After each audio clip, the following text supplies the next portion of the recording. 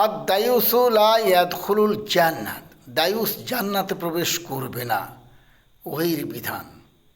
আমাদের দেশের দায়ুসকে চেনেন? ওই দেখুন, আপায় মার্কেটেতে যায় রে আপা, মার্কেটেতে যায়, আপার মাথার কাপড় পিঠের কাপড় বাতাসে উড়ায়।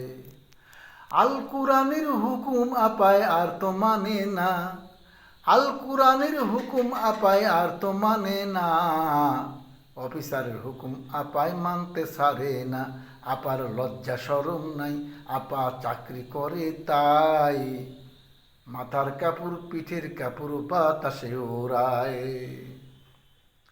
আপা এখন চাকরি করে, আপা মাসে মাসে বেতন পায়, আপা বেপরোয়া, আপা এখন স্বাধীনভাবে মার্কেটে যায়, অফিসারের কথা শোনে, কোরআনে যে বলেছেন পর্দা করতে হবে ওসব বেপরোয়া, তোয়াক্কা নেই। হ্যাঁ, এরা হলো দায়ুস। আর দায়ুস লা ইয়াদখুলুল জান্নাতা, এই জাতীয় দায়ুস যদি পয়দা হয় কারো সংসারে, পিতা মাতা সহ সবাই জাহান্নামে যাবে। কে বলেছেন? নবী মুহাম্মদ রাসূলুল্লাহ সাল্লাল্লাহু আলাইহি ওয়াসাল্লাম বলেছেন।